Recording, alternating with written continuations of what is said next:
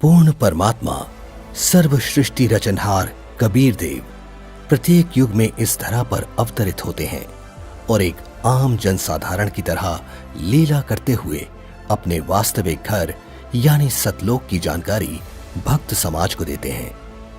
किंतु उस समय हर कोई परमेश्वर को नहीं पहचान पाता। आज से लगभग 625 वर्ष पूर्व भी पूरी सृष्टि को बुनने वाले पूर्ण परमात्मा कबीर साहिब जी ने काशी नगर की जुलाहा बस्ती में एक टूटी सी झोपड़ी में 120 वर्ष तक कपड़ा बुनने की लीला करते हुए अपने तत्व ज्ञान व सतलोक की महिमा का गुणगान किया और समाज में फैले पाखंडवाद को खत्म कर भक्त समाज को एक सत्य भक्ति प्रदान की, जिसके करने से लोगों को परमात्मा वाले लाभ प्राप्त होने लगे, जिससे प्रभावित होकर उस समय हिंदू और मुसलमान दोनों धर्म के 64 लाख की संख्या में श्रद्धालु कबीर परमेश्वर जी के शिष्य हुए।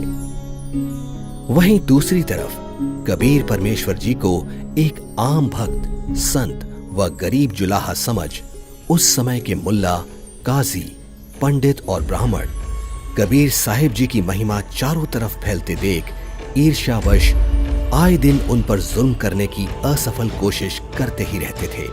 उन्हीं में से एक थी राजा सिकंदर लोधी के धार्मिक पीर शेख तकी द्वारा काशी में भंडारे की झूठी चिट्ठियां डालकर परमेश्वर कबीर जी को बदनाम करने की साजिश।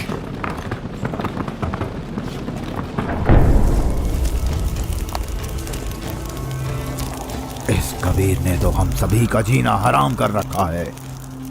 हमने उसे मारने की कितनी बार कोशिश कर ली, लेकिन वो हर बार किसी ना किसी तरह बच ही जाता है। अब नहीं बच पाएगा। अब की बार मैं ऐसा पैंतरा फेंकूंगा कि उसे काशी छोड़कर भागना ही पड़ेगा। ऐसा क्या सोचा है पीर जी? पास आओ।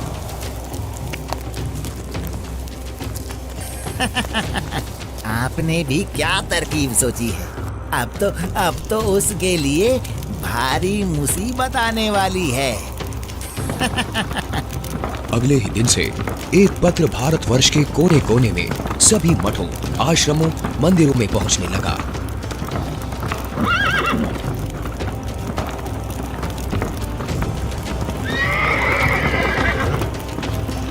पत्र में लिखा था, मान्यवर कबीर सेठ पुत्र नूर अली अंसारी, जुलाहों वाली कॉलोनी, काशी शहर में 3 दिन का धर्म भोजन भंडारा कर रहे हैं, जिसमें सब साधु संत आमंत्रित हैं। भंडारे में प्रतिदिन प्रत्येक भोजन के बाद 1 सोने की मोहर व दोहर दक्षिणा में दी जाएगी। भोजन में लड्डू, जलेबी, हलवा, खीर, दही बड़े, मालपुए, रसगुल्ले आदि आदि सब मिष्ठान खाने को मिलेंगे। साथ में सूखा सीधा भी दिया जाएगा। सभी शिष्यों को बता दो, भंडारे में सभी को चलना है।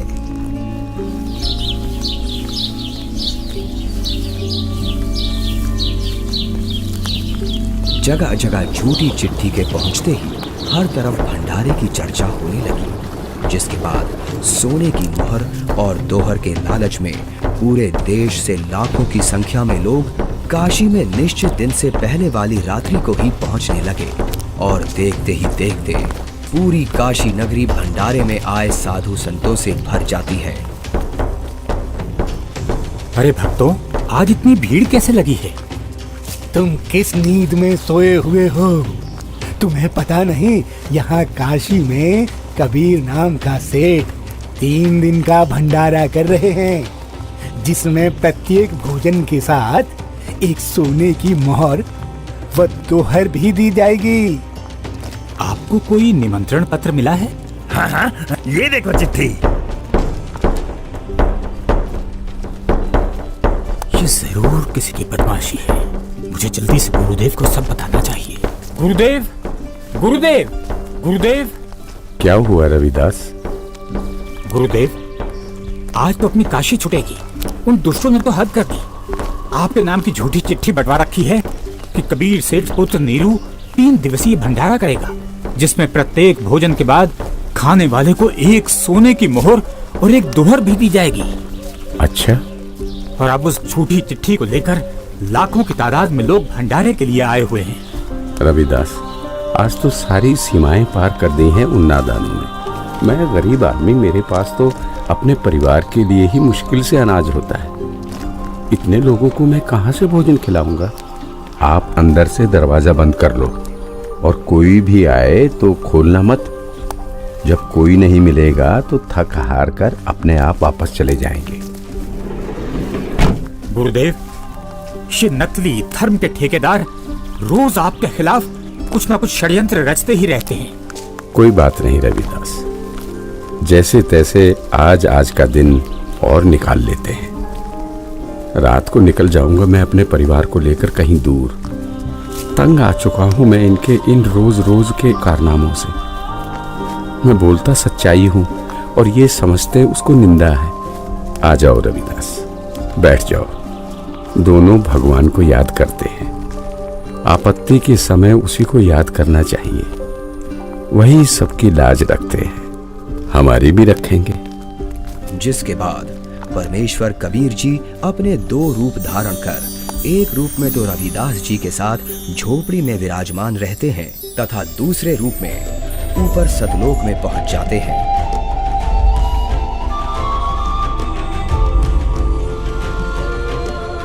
जहां असंख्य बैल उनका इंतजार कर रहे होते हैं, जिनके ऊपर टंगे झोलों में भंडारे के लिए टेंट का सामान और पका पकाया भोजन, लड्डू, जलेबी, कचौड़ी, पकौड़ी सब लदा हुआ है। हे सृजनहार परमात्मा, जहाँ आप गए हो वो तो खाकी खंजूस स्थान है। वहाँ सारी उम्र लगे रहते हैं, फिर भी खाने को भोजन तक अच्छे से नसीब नहीं होता। आपके आदेश से हमने सब कुछ तैयार कर रखा है। परमेश्वर कबीर साहिब जी वहां खड़े अनंत कोटि बैलों में से केवल 9 लाख बैलों को और सेवादार रूप में वहीं की कुछ हंस आत्माओं को लेकर एक पल में सतलोक से चलकर काशी में प्रकट हो जाते हैं।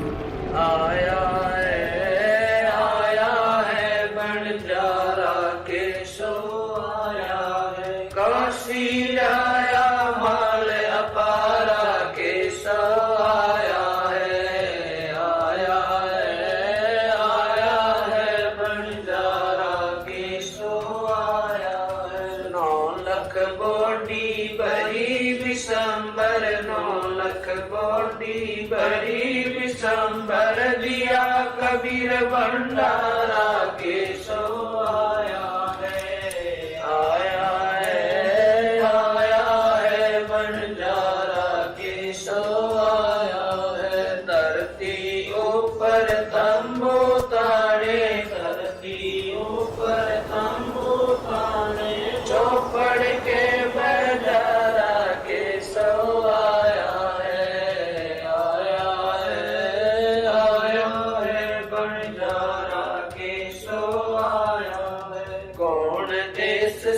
बालद आई, कौन देश से बालद आई, ना कहीं बंजाने वाला के सो आया है, आया है बंजारा के सो आया है। अपरम पार पार गत तेरी, अपरम पार पार गत तेरी, कित उतरी जलधारा के सो आया है, आया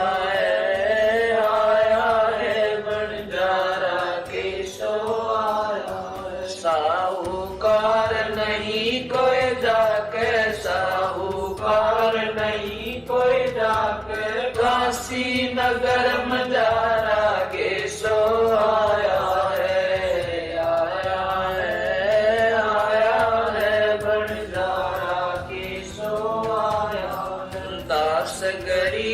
कलप से उतरे, दास गरीब कलप से उतरे, जिया पे अलख कर तारा के सो आया है, आया है बंजारा के सो आया है। दास गरीब कलप से उतरे, दास गरीब कलप से उतरे, जिया पे अलख कर तारा केशव आया है, आया है, आया है, भंडारा केशव आया है।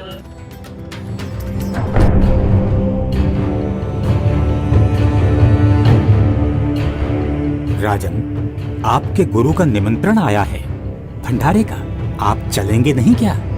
गुरुदेव भंडारा करें और मैं न जाऊं, मैं अवश्य चलूंगा। काशी चलने की तैयारी की जाए। देखते ही देखते काशी शहर के चौपड़ के बाजार में परमेश्वर की दया से भंडारा शुरू हो जाता है। ऐसा स्वादिष्ट भोजन, वाह, जो खाता वो गुण गाते नहीं थक रहा था। सब्जी, पूड़ी, लड्डू, जलेबी, कचौड़ी, पकौड़ी, दही भल्ले, खीर, हलवा आदि जो कोई कुछ भी पकवान मांगता वो उसे खाने को मिल रहा था। और चिट्ठी में लिखे अनुसार प्रत्येक भोजन के बाद सभी को एक दोहर और एक सोने की अशरफी भी दी जा रही थी।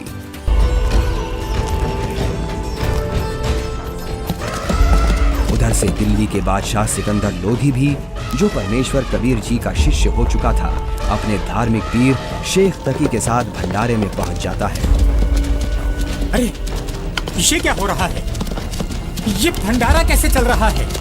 भंडारे में परमेश्वर कबीर साहिब जी की जय जयकार सुनकर जहां शेख तकी ने सोचा तो था कि कबीर अपनी झोपड़ी छोड़कर भाग गया होगा और लोग उसको गाली दे रहे होंगे, किंतु उसके विपरीत भंडारा चलते देख शेख तकी के तो तन बदन में आग लग गई। हे भक्तों, कबीर साहिब जी किधर हैं? कबीर साहिब जी का तो मालूम नहीं, किंतु उधर सफेद तंबू में एक व्यक्ति बैठा है, वही भंडारे की सारी व्यवस्था किए हुए है।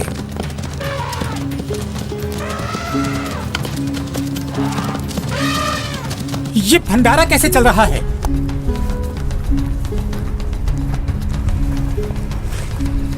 कौन है आप और कबीर जी से क्या नाता है आपका? मैं एक बंजारा हूँ और कबीर जी मेरे पगड़ी बदल मित्र हैं। उनका संदेश मेरे पास गया था कि एक छोटा सा भंडारा करना है, थोड़ा सामान लेते आइएगा। और भंडारा चल रहा है। 18 लाख आदमी भोजन कर रहे हैं, ये इसे छोटा सा भंडारा कह रहा है। कबीर जी कहाँ हैं? वो क्यों नहीं आए? हे राजन, उनका दास जो बैठा है, उनको तकलीफ उठाने की क्या आवश्यकता? आप भोजन ग्रहण कीजिए। नहीं नहीं, भोजन भंडारा तो मैं गुरुदेव के दर्शनों परांत ही करूंगा।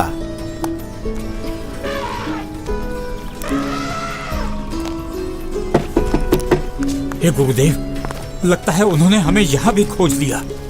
भीड़ शायद घर पूछते पूछते यहाँ तक पहुँच गई है। कोई बात नहीं, आप दरवाजा मत खोलना, कुछ देर बाद अपने आप चले जाएंगे। दरवाजा खोलिए परवरदिगार, दिल्ली से आपका दास सिकंदर आया है। राजन, हम दरवाजा नहीं खोलेंगे।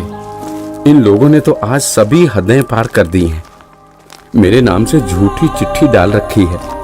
मैं कैसे निकलूं बाहर? इस बनारस में कोई सेठ भी मेरा ऐसा जानकार नहीं है जो मुझे पैसे उधार दे दे। मैं तो बड़ी मुश्किल से ताना बुनकर अपने परिवार का पालन करता हूँ। इन लोगों ने मेरा जीना मुश्किल कर दिया है। बस आज रात होने का इंतजार है राजन। रात होते ही मैं अपने परिवार को लेकर कहीं दूर चला जाऊंगा। है परवरदिगार, आप मुझे नहीं बहका सकते। आप ही अल्लाह अकबर हो। आपने देखो वहाँ क्या रंग लगा रखे हैं। एक बार दरवाजा खोल दो दाता, दास आपके दर्शन करना चाहता है। खोल दो दरवाजा।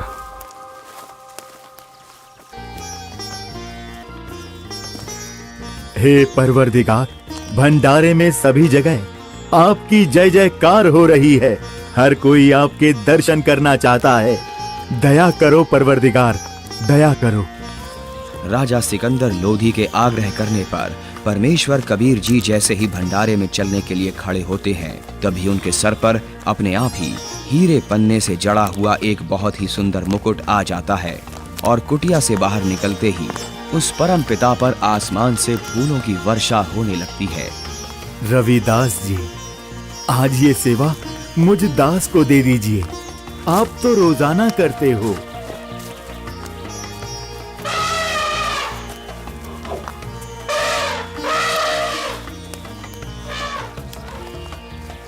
इनमें से कबीर जी कौन है? जिस पर बादशाह सिकंदर लोदी चवर कर रहे हैं वही कबीर हैं।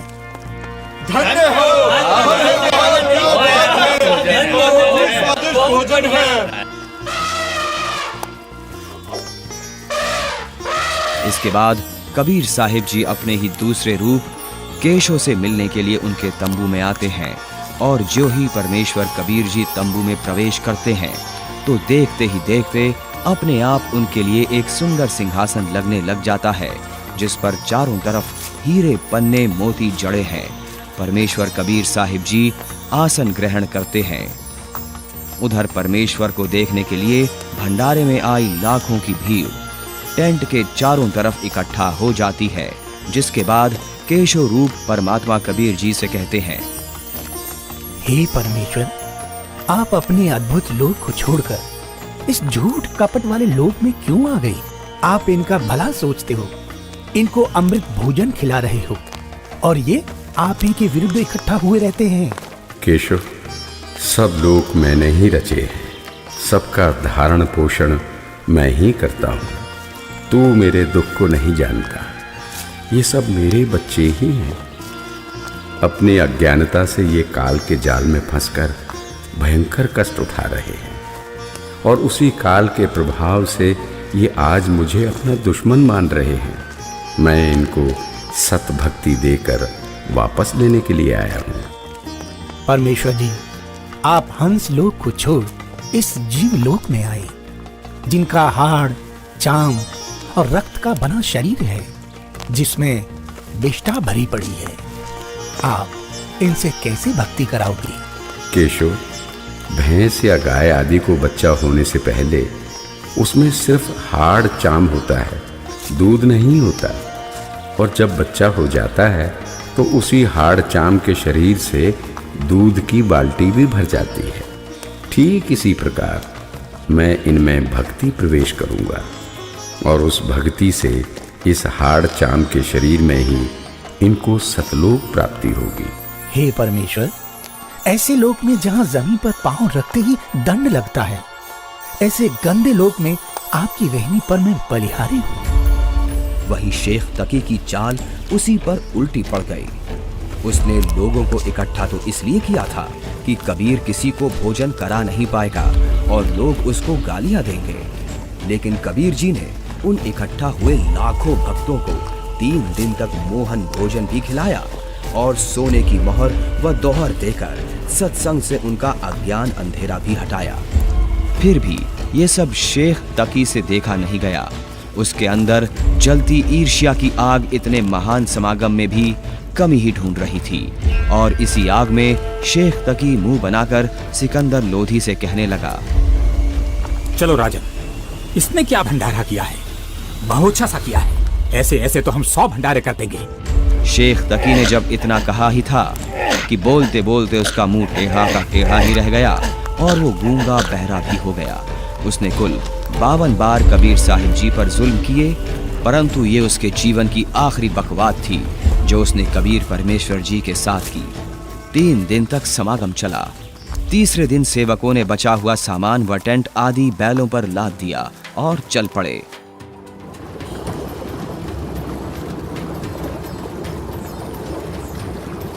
गंगा में पानी ज्यादा है, इसे अभी पार नहीं किया जा सकता। हाँ हाँ, अभी मत जाओ।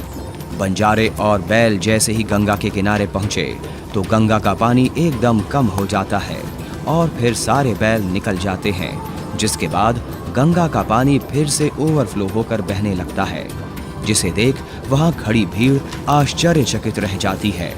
जाइए केशव, कहीं आपके बंजारे दूर ना निकल जाएं।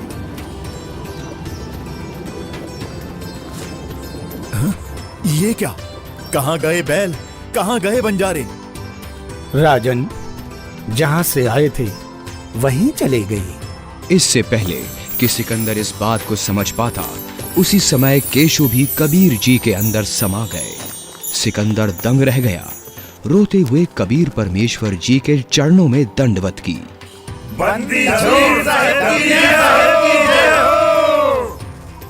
इस प्रकार परमेश्वर कबीर साहिब जी ने उन दुष्टों की इस साजिश को भी नाकाम करते हुए यह लीला की और भक्त समाज के सामने एक उदाहरण पेश किया कि चाहे कोई गरीब हो या अमीर, भगवान की भक्ति हर इंसान कर सकता है। जैसे मैंने कपड़ा बुनकर अपना व अपने परिवार का पेट पाला और भक्ति भी की, तो समय आने पर परमात्मा ने मेरी लाज भी रखी। उसी प्रकार आप भी मुझ पर यानी परमात्मा पर विश्वास करो और भक्ति करो। फिर देखना, जब कभी भी आपको मेरी आवश्यकता होगी तो मैं आगे खड़ा मिलूंगा।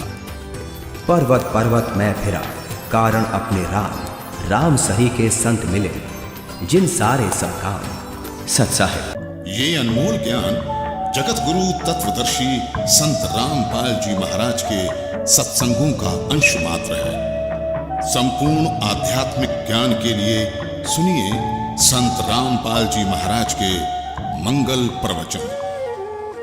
आप संत रामपाल जी महाराज जी के मंगल प्रवचन संत रामपाल जी महाराज एप्लीकेशन पर भी सुन सकते हैं तथा उनके द्वारा लिखी पुस्तकें भी डाउनलोड कर सकते हैं।